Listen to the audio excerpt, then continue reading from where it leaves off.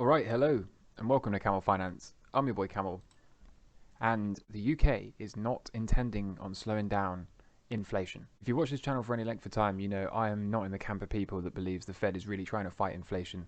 When you have inflation at 9% by their fake numbers, and the real world number being double that, then raising interest rates by a quarter to 0.5% is laughable when inflation is, well into the double figures now. So I don't believe that these central banks are trying to fight inflation. I actually believe they want inflation. And in the UK, pensioners could receive up to £500 to help with heating bills. Those on state benefits could get up to £650. And I believe everyone in every British household is going to get £400 in October to help ease energy bills that have gone up for everyone. This is going to cause more inflation because where do they get this money from? Well, of course they just magic it out of thin air. They just print it. They give it to your average person and they're going to go and buy some clothes with it, and then the shop owner is going to go and take it to the pub at the weekend, and then the pub owner is going to go and get a haircut, and then the hairdresser is going to go and buy cigarettes. So every time the money changes hands, that adds a point to the velocity, and this is what actually triggers inflation. If there's no velocity to money, then there's no inflation. And this is what we saw during the lockdowns. They printed huge amounts of money and they locked everyone down, which killed the velocity. Money wasn't changing hands because everyone was stuck inside their house. Businesses weren't open, of course, so on and so forth. So by killing the velocity while everyone was locked in their house, they managed to keep inflation at bay slightly. We haven't got that situation at the moment. Everything is open for business. People are out and about. Therefore, when they start to give out freshly printed money, and most importantly, and it's spent and it changes hands, this increases velocity at the same time as they increase the supply, and this is going to cause severe inflation. So they can keep lying about, I'm going to raise interest rates, this, that, and the other. I'm calling their BS on this. Currently at 9%, I reckon if we do the maths properly, we're at 18%. We shall see. So in life, remember, you have two choices. You can buy Bitcoin, which is mathematically guaranteed to increase purchasing power over time, or you can save your money in the pound sterling or any other fiat currency, which is mathematically guaranteed to decrease purchasing power over time because inflation is going to be persistent. There's a lot of fear in the market. I see charts like this. This looks awful. This looks absolutely terrible, doesn't it? But believe me, it felt exactly the same there. During this COVID plunge, this felt like the end of the world. This felt like, it's got to go down here. Maybe you think, well, now it absolutely has to go down here. Everything is on the table, okay? Absolutely everything is on the table. It could go down here. The point this guy's making is that in 1929, it took 25 years to recover the highs. After the top in 2000, it took 13 years to recover the highs. And Japan is 32 years after its top, and it's still not recovered the highs. So selling here, if it's going down here, it's still early to sell. That's the point this guy's making. And that may or may not turn out to be correct. But I think what you got to understand is this makes the assumption that we're not going to see massive inflation, that we're not going to see more printing, we're not going to see a dovish pivot. Meanwhile, the Fed is literally telling us they're already planning on pausing the rate hike. They cannot fight this inflation because the inflation's already won. It's only a matter of time before they stop pretending to fight inflation. And so I remain short-term bullish at least. Okay, at least. And as soon as we get a hint of dovishness from the Fed, I'm going to be full ball, full send, full ball. Is the worst behind us? In terms of trend dynamics, the detrended Bollinger Bands, which measure the number of standard deviations from trend, are now closer to the lower bound. So we are getting there. We're getting there. It feels like this is going to go on forever. To a lot of people, it feels like we're going to go down here in a straight line. But we're not. Just like things don't go up in a straight line, things don't go down in a straight line either. This is not a bad look. Okay? This is not a bad look. We are at least due some sort of a bounce in the near future. Meanwhile, for Bitcoin, doesn't the current day situation look strikingly similar to the prior bottom? Wait, there's more. Got this from Jordan as well. With the green line being the mean, we are below this mean. We don't historically spend much time here before we revert. And traditionally, if you look back at the history, we are above this green mean line for most of Bitcoin's time. So is it reasonable to assume that we are going to recover this line and resume and keep doing Bitcoin things? I think so. Also, let's compare the current situation to the March 2020 crash. Now, if you were around for this, you know what that was like. I was here for this. This was crazy. But imagine if you'd have got shaken out in here. Imagine if you got shaken out in here, and this in a line chart with only using the closes doesn't look so bad. This looks like it was pretty much down and straight back up. But I can tell you this was very choppy for a number of weeks, and we almost revisited the lows at one point. So this was not a smooth line up. This was really quite a nasty time to hang around there, and you had to know what you hold to be able to get through this. If you look at the price structure, very, very similar to today. Very, very, very similar. Okay, and we never actually, in the March 2020 crash, we never actually retested the lows. Look, if you'd have puked your position here, look what you would have missed out on.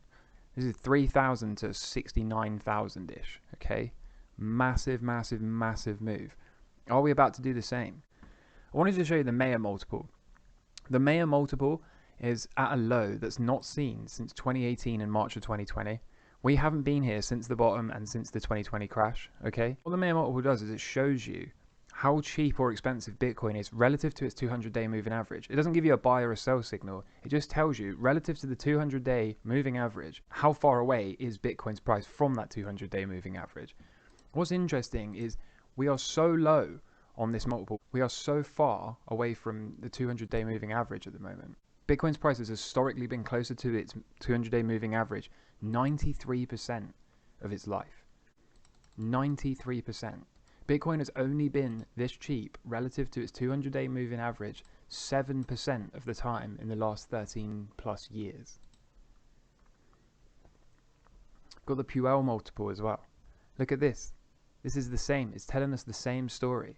What this tells us is it's a metric for estimating the level of sell pressure that's coming from miners. Miners aren't selling down here. This is what this tells us. They're not interested in selling down here. They're incentivized to hold Bitcoin to stem the sell supply into the market and get the prices back up where they want them. Okay?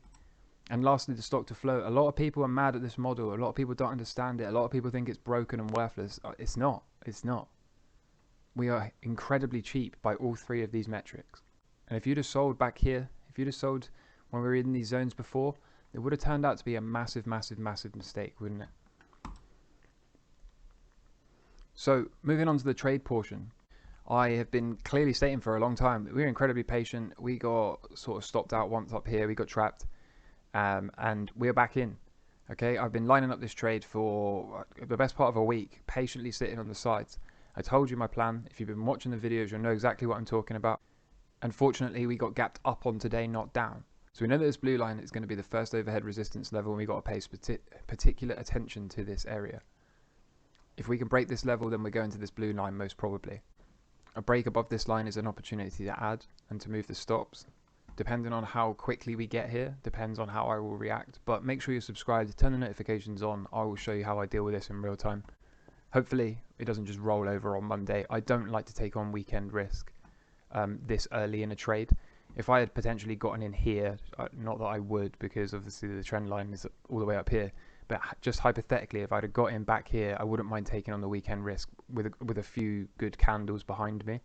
I don't usually like to take on weekend risk with just one or two candles, because there's no telling, there's nothing to say on Monday we don't open up down here or worse. Okay, anything can happen, but we're in on this occasion. The stop should do the worrying for us. So, and we know that this is going to be a problem when we get here, most likely. So stay tuned, make sure you're watching this. Got the VIX backing off, that's good to see. You'd expect that with the S&P bouncing. Gold is comfortably back inside this, and if you've been watching the channel, you'll know that we've got a silver position. So silver is getting sold into a lot. It's getting sold into a lot, but it is making higher highs. The trend is up at the moment, so hopefully we can keep pressing on. And I got a tweet from Bob Lucas here. Bob is saying that silver monthly, he's been wrong several times, blah, blah, blah. But ultimately, he will be very excited for silver with a target of the run to all-time highs. He'll be very excited about a prospective run to all-time highs once we can get a monthly close above 23.30, and that's actually not very far from here. 23.30. So around this level for Bob Lucas to become very excited on a monthly closing basis. There's no doubt that down here silver's cheap. I mean, I haven't been at these levels for a while. Sort of felt a little bit like this big flush. This became an enormously profitable trade once you were in. So hopefully we can get a repeat of that. But I don't want to go getting ahead of myself, because these markets at the moment are they're just crazy, aren't they? The dollar's still coming off So I do think that it should get some sort of bounce. Some sort of bounce to make a lower high before it breaks down, but maybe it's just going to go. I don't know. For now, though, I'm not complaining about this, especially with my current positions being long silver and long the S&P. If this can keep breaking down, that's going to catalyze my positions to do well. So I'm not rooting for this to bounce, but it just seems, experience tells me that a bounce would be the most probable thing here.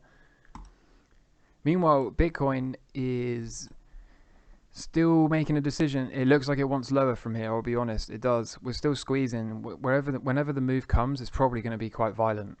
So we'll see. We had like a little fake out yesterday. Maybe we get some manipulation over the weekend. I don't really know, but really, as long as we don't take out the low, taking out the low will be a really bad sign in my opinion, especially on a daily closing basis.